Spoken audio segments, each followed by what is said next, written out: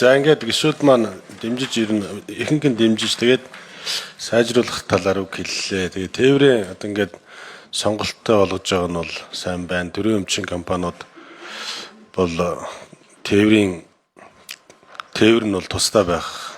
Тээврийн сонголттой байх нь бол зөв байх. Яг хувийн одоо уурхайтай компаниуд бол өөрийн гэсэн машинуудтай учраас болоод байгаа. Тэгэхээр энэ төрийн өмчийн компаниуд ч нь бол энэ олон тээврийн компаниудыг одоо дэмжиж уян хатан ажиллаж тэр худалдан авагчтан тээврээ хийгээд явах одоо тэр нь бараг дээр баха. Тэгээд энэ сонголттой болгож байгаа нь бол зөв байна.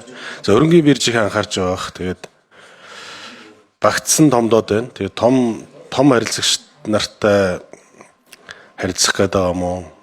Тэр худалдан авагч нараа худалдан авалтаа нэмэгдүүлэх бодлого барих гэдэг юм уу? Энийг бас цаашдаа анхаарч залхуурахгүйгээр харилцаагаа хурдан хийх ийм шаардлагатай байна.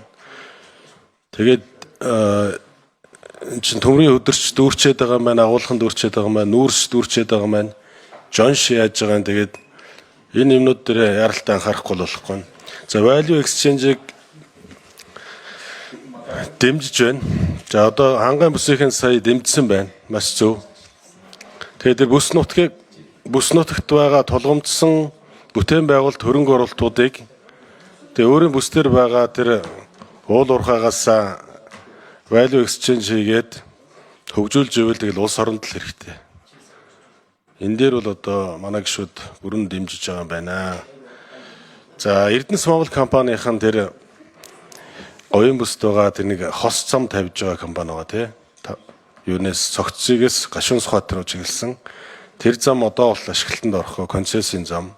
Тэр зам ашиглалтанд ороогоос олон одоо хүний амнаас эд хөрөнгө тэнд одоо сүйдэж байна.